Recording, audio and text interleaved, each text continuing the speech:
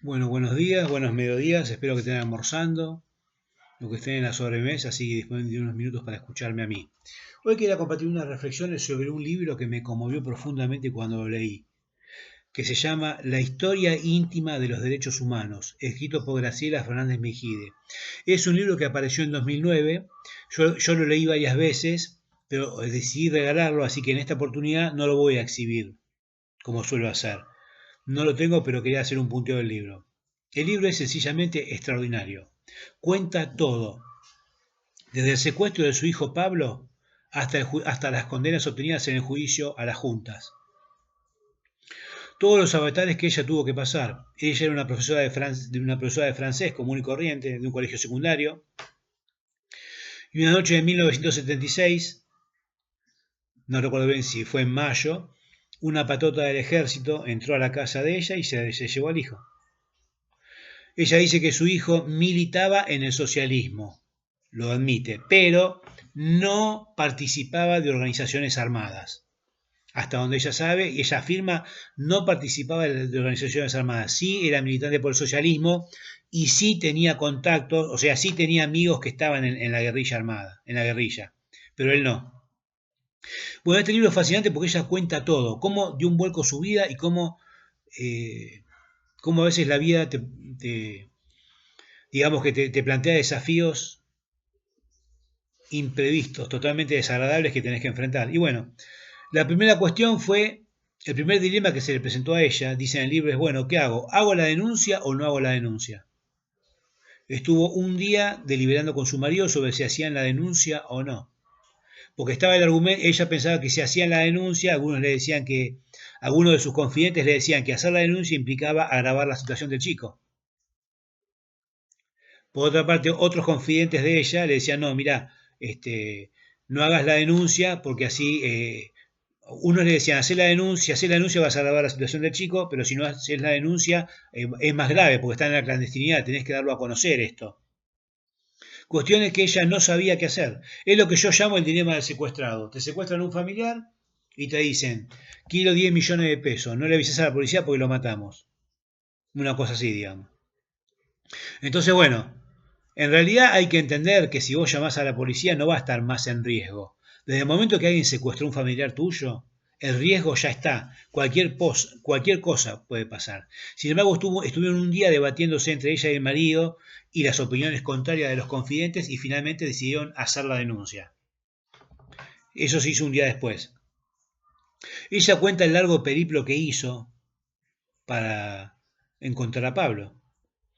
Incluso el marido de ella tenía contactos con una sobrina de Videla y le escribió una carta. La carta obviamente jamás fue respondida.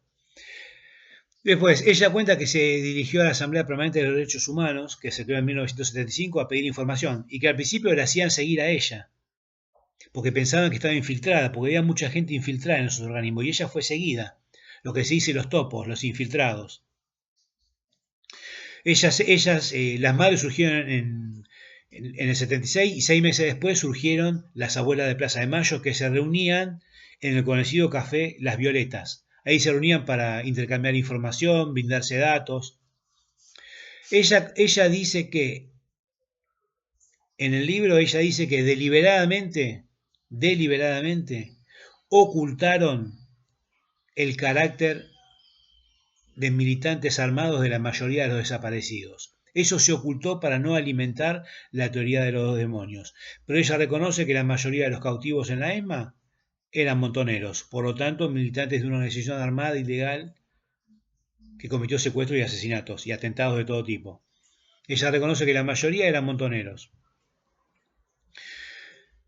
Muy emotivo fue conocer que no sabían al principio qué hacer con la familia de los que estaban desaparecidos. Por ejemplo, había desaparecidos que tenían hijos, entonces no sabían qué decirle a los nenes. Y al principio les decían que los padres ya habían ido a trabajar al exterior, por una urgencia laboral tuvieron que ir a trabajar. Incluso escribían cartas haciéndose pasar por ellos, fingiéndose ser desaparecidos, ¿no? O sea, escribían cartas para hacérselas llegar a los chicos.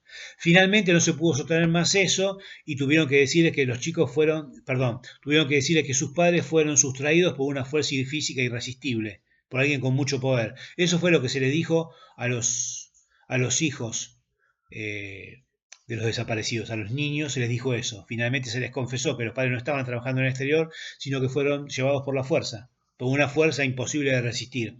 Eso fue lo que se dijo. Después, cuenta también las internas que había en el movimiento dentro de los derechos humanos, había internas también. Ella cuenta las internas que tuvo con Eve de Bonafini, la define como una mujer intransigente. En al menos 3 o 4 oportunidades durante el transcurso del libro la menciona. Ustedes saben que junto a los desaparecidos estaban también un conjunto de personas que estaban presas por delitos de subversión, pero en blanco. O sea, había gente presa ilegalmente, centros clandestinos, y había gente presa legalmente. Entonces se formaron dos organizaciones. Por un lado estaban las madres y abuelas de Plaza de Mayo por los desaparecidos. Y por otra parte estaban los familiares de presos políticos. Es decir, gente presa legalmente. Entonces, hacían solicitadas en los diarios. ¿Sí? Entonces, esta fundación, la agrupación de presos políticos, fue a pedirle ayuda a Eve de Bonafini para que firme la solicitada con ellos y para que marchara con ellos, pidiendo la libertad de sus cautivos. Y Eve de Bonafini les dijo que no, porque eso podía como quitarle centralidad al reclamo de ellas, de abuelas y de madres. O sea, miren lo que son las miserias humanas, ¿no? Ella se negó a firmar solicitadas y se negó a marchar con los familiares de presos políticos porque eso podía quitarle centralidad a su reclamo. ¿Saben cuál es ustedes el origen del nunca más, de la palabra nunca más, de la frase nunca más? Este libro lo cuenta. Aparentemente Magdalena Ruiz Guiñazú, una de las integrantes de la CONADEP, había viajado en algún momento de su vida a Alemania al campo de concentración de Dachau, que fue uno de los primeros que abrió Hitler. Y cuenta Magdalena que en las paredes de ese campo, en una de las paredes hay un muro que dice nunca más en 8 idiomas. De ahí extrajeron la idea de ponerle nunca más. La CONADEP se reunía en una oficina que está ubicada en el Teatro San Martín, arriba del Teatro San Martín había una oficina, ahí se reunían y trabajaron por 10 meses. Después, había una disputa sobre qué hacer, que se hiciera juicio y quién lo iba a hacer, si lo iba a hacer una comisión bicameral, o sea, los diputados y los senadores, o lo iba a hacer la justicia. Hubo esa interna también, no se ponían de acuerdo. Después se resolvió finalmente que iba a ir a la justicia, los iban a llevar a la justicia. Y surgió otro dilema. ¿Qué hacemos? ¿Vamos a la justicia civil o vamos a ir a la justicia militar? Los integrantes de la CONADEP estaban divididos. Algunos querían agotar solamente la instancia militar y otros querían ir a la justicia civil. Finalmente Eduardo Rabosi desempató y se decidió que si la justicia militar no escuchaba, se iba a la justicia civil. Por eso se llegó a la justicia civil. Ella cuenta que en el exterior hubo gente desaparecida que era llevada al exterior. Por ejemplo, a vos te secuestraban y por ahí te despertabas 3 días después en Francia, o 2 días después en Uruguay, o 3 días después en una provincia del interior. Ella cuenta que mucha gente que fue al exterior, que habían participado en la guerrilla, fue a ponerse en contacto con los organismos internacionales para pedir ayuda. Lo cuenta ella en el libro. Gente que integró organizaciones armadas fueron a pedir ayuda al exterior. Lo cuenta ella. Ya dije que ella cuenta que la mayoría eran montoneros, los cautivos de la ESMA. Bueno, eso es todo lo que ella cuenta. Es muy emotivo porque al final del libro, ella dice que escribir ese libro la ayudó a despedirse de Pablo. Pablo, el hijo de ella, fue visto por última vez en Campo de Mayo, en la prisión militar de Campo de Mayo. Y dice que durante mucho tiempo soñó con Pablo. Incluso al comienzo, cuando pasó todo, ella tenía el deseo ferviente de asesinar a Videla Macera, tenía ganas de asesinarlos. Incluso cuenta una anécdota en la calle. Ella estaba en la calle, no sé si esperando, cruzando la calle o esperando colectivo, y había un policía joven en el asfalto hablando con una chica. Aparentemente estaban coqueteando, dijo ella. Entonces había un colectivo que se aproximaba marcha atrás.